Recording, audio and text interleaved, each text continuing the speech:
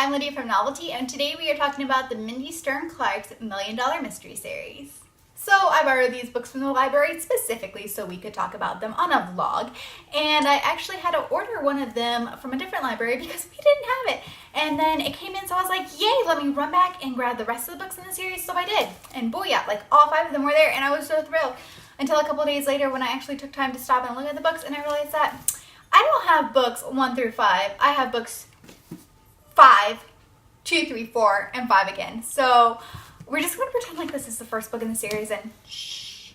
I grew up reading mysteries. I really liked Hardy Boys, Boxcar Children, and Nancy Drew. All those books just drew me in and was like, yeah, it's a mystery and I like it. But then when I got older, you know, those books aren't quite like so cool anymore because they're not as great, like difficult to solve, but they're still fun. And I like them enough that I was like, hey, I'll go on and read other mystery books.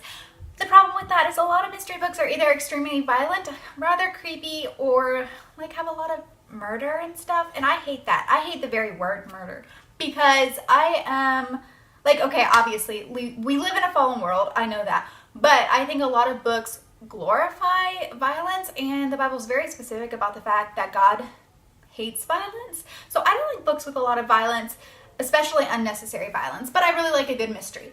So when I found these books, I was really excited because yes, they do generally like have somebody who was murdered, which I really don't like, but it's different because it's not just like, oh yeah, somebody else died, boo.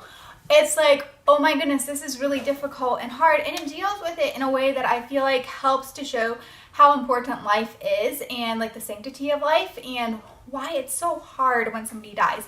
The main character, her name is Callie Weber, and she is kind of like a detective. She was a detective, but then her husband died in an accident and it was really hard for her. It was a boating accident. So she stops being a detective and she starts working for this Joshua Foundation where she actually gives out money to charities. And so what she does is, like, since she has all the detective skills, she uses those skills to research these people who want money given to them, these charities, and sees, like, she tries to figure out if they're legit and how much money they really need and what they'll do with the money, etc. And it's a really cool concept, and I ended up really liking the whole series.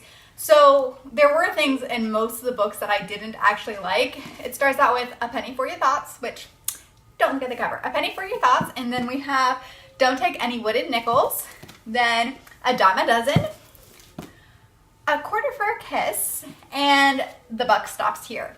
So technically I'm sure you could read them like just standalones, and the first 2 I thought, oh yeah, they're basically just standalones, but then as I got further into the series I realized they really built upon one another, not like the individual cases that she's working on solving, but rather her own personal development. I feel like her personal development is one of the best I've ever seen in any series.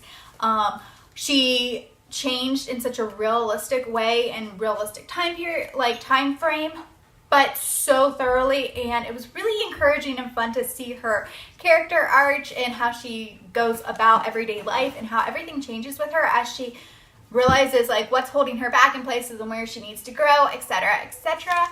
Oh my goodness, I really like her. It's making me want to reread the series now. The guy who she works for, he's like Tom, and he's this boss who she doesn't know anything about. She's never met him. She just knows he has millions of dollars that he's giving away, and he hired her to do this, and she's like, okay, sure, whatever. But as the series progresses, she has questions, both good ones and bad ones, and that's a whole mystery on its own that takes place over these 5 books. So yeah, if you like mysteries that have, like, okay, there are like some parts with violence in them, and yes, some people are killed, but it's dealt with in a way that I feel like is, okay, she handles it, I feel like, in a way that's God-honoring. Instead of glorifying the violence, you see how distressing it really is, and it doesn't go into bad detail. There's also, like, the romance, I would say, is very clean.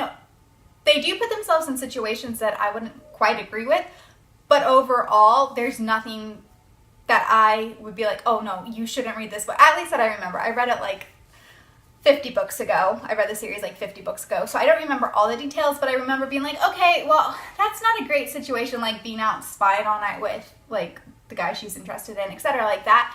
But overall, they're really conscientious of what they're doing and want to be glorifying to God with their romance too, which is, you know, pretty fantastic. So yes, if you like mysteries, then these are pretty fantastic mysteries.